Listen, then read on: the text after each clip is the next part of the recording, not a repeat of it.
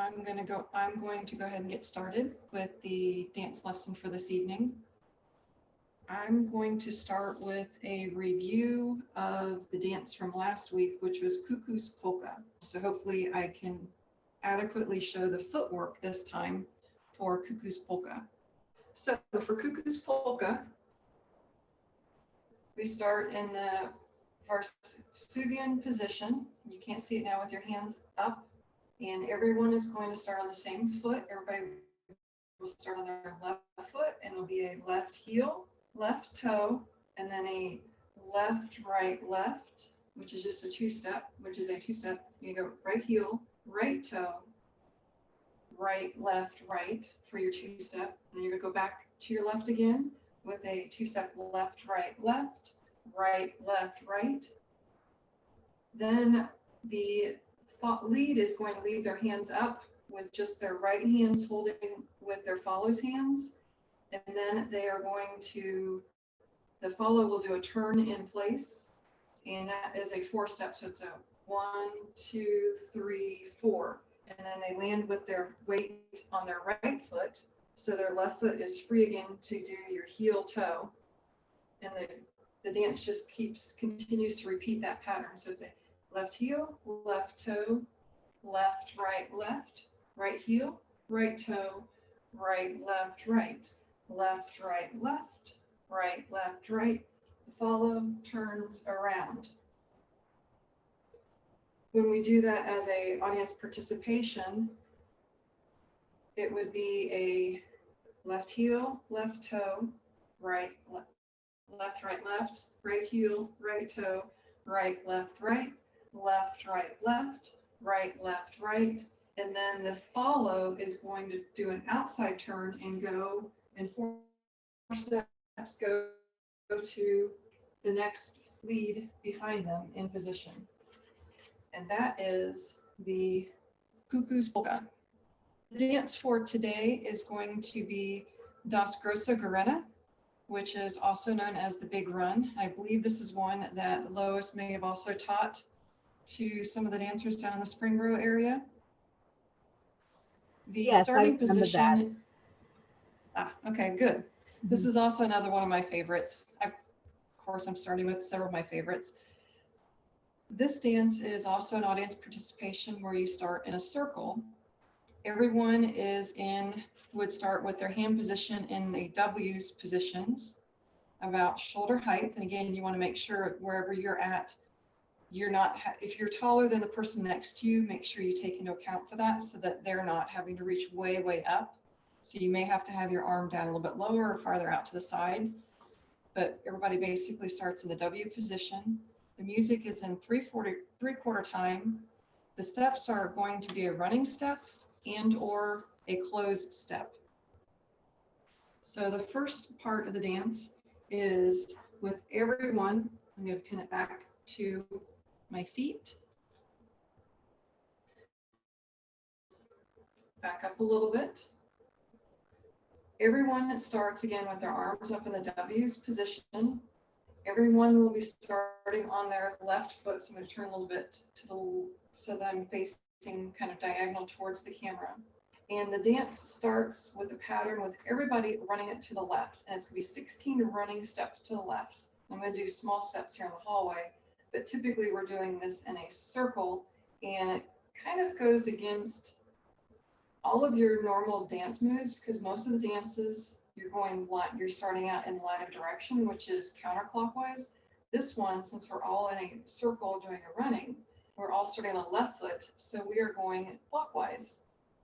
And you start with 16 steps to the left. So it'll be 1, 2, 3, 4, 5, 6, 7, 8, 9, 10, 11, 12, 13, 14, 15, 16.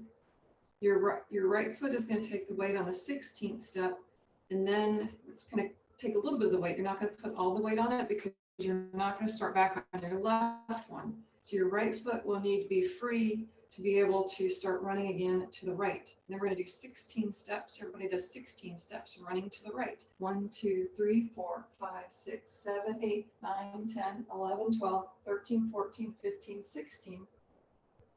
On 16, we all stop. I'm going to move turn back towards the front. Your left foot doesn't take the full weight because your next step is everybody's going to go 4 steps to the center. So it'll be 1, 2, 3, 4. Your right foot doesn't take the full weight. You're then going to go back 4 steps to where you began. 1, 2, 3, 4. Now that you're back to the beginning, you're going to go back another 4 steps. 1, 2, 3, 4. Your left foot doesn't take the full weight. You're going to then go back towards the center. You're going to go back to your starting position by going back in 4 positions. 1, 2, 3, 4. Now you're going to go in again. 1, 2, 3, 4. Your right foot doesn't take the full weight, and you're going to go back. 1, 2, 3, 4. You're back to your beginning. You're going to now go back again. 1, 2, 3, 4.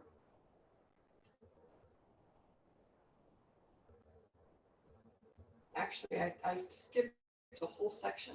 I knew I would do that because I haven't danced this dance in a year. So let me go ahead and start over. We did the 16 steps to the left. We'll do the 16 steps to the right. And again, though, your right foot, you're not going to take the full weight when you get back to your 16 steps to the right because you're going to immediately go to your right. Totally missed the 4 steps here. So you're going to do 4 closed steps to the right. You're going to go 1, 2, 3, 4. And then your left foot isn't going to take the whole weight. You're going to go back 4 to your left. 1, 2, 3, 4. Going to tap your foot in. You're going to go back again to the right. 1, 2, 3, 4. And back again to the left. 1, 2, 3, 4. Now, again, your weight is on your left foot and your right foot's going to be free. You're going to go in to the center for 4. 1, 2, 3, 4. You're going to go back to the starting position for 4. 1, 2, 3, 4. And you're going to go back again, another 4. 1, 2, 3, 4. In, 2, 3, 4. In, 2, 3, 4. Back, 2, 3, 4. That is the whole dance. It's then this whole section is then repeated 2 more times with the music. And on the last time through, at the very end, we normally do a stomp with the foot. So the steps again, we do a little bit of the music to give you an idea of what the pace is for this song.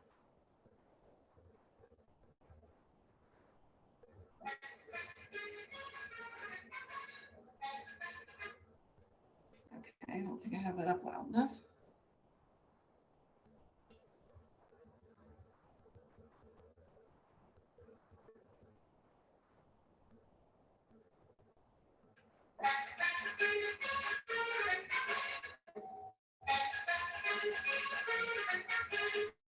So that is how fast we're moving for this song. It's a fairly fast-paced song, so I'm going to go through this one time.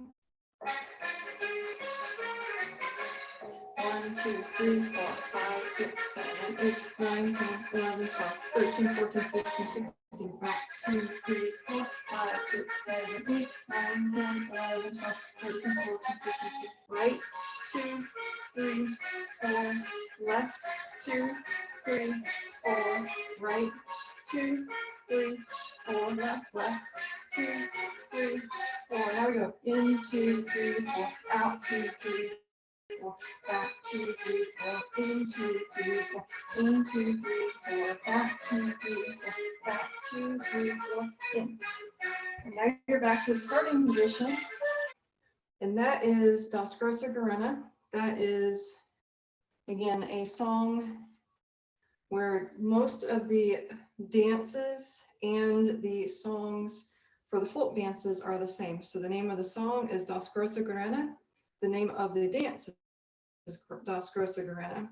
What I found online is that this dance is from the Lower Saxony region, and this is called a folkloric dance, where they call it, from what I read online, I didn't fact check this, But there are some dances that were done in the folk years ago.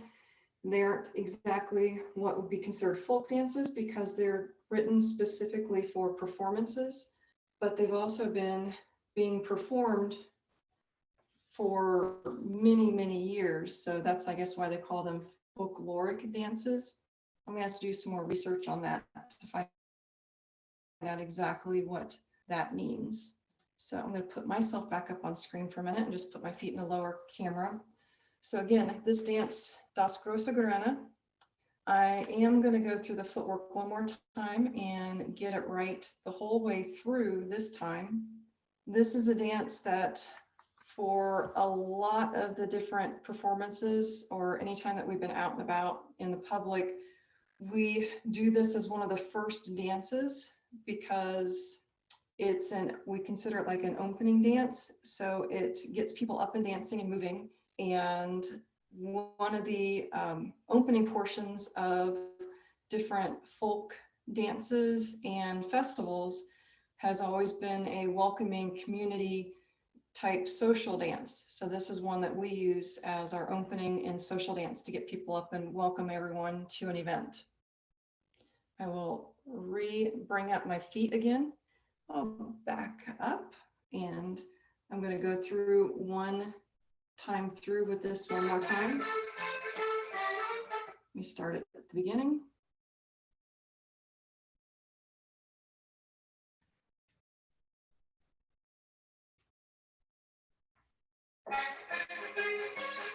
Sixteen to the left. 1, 2, 3, 4, 5, 6, 7, 8, 9, 10, 11, 12, 13, 14, 15, 16. Back 2, 3, 4, 5, 6, 7, 8, 9, 10, 11, 12, 13, 14, 15, 16. Right.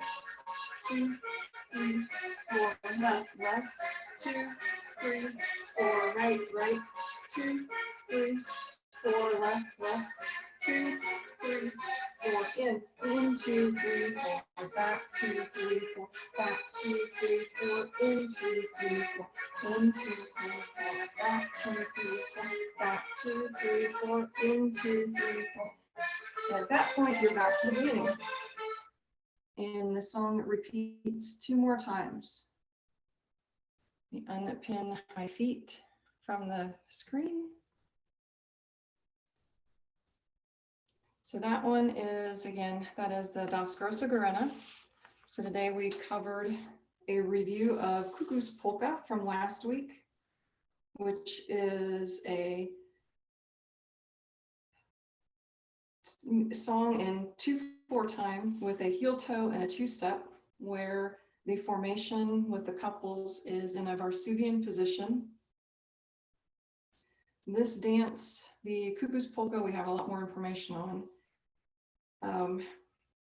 It is from the East South Schutzenberger, a Spinnrudel unser Tanzbach, Volume 3, gives a source of his dance as notated by Karl Horek in 1931.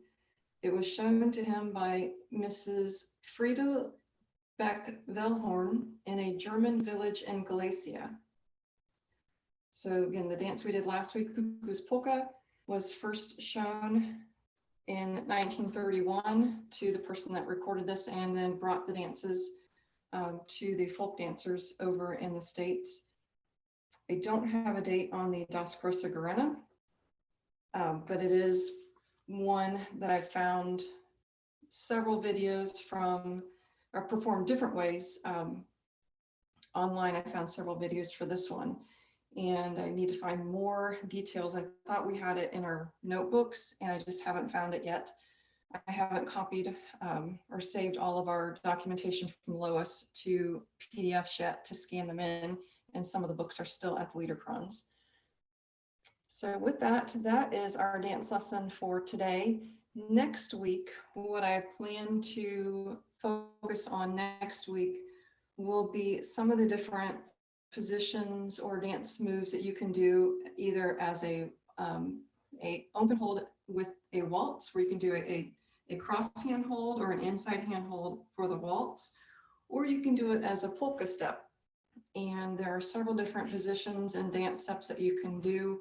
that work in either of those two dance styles.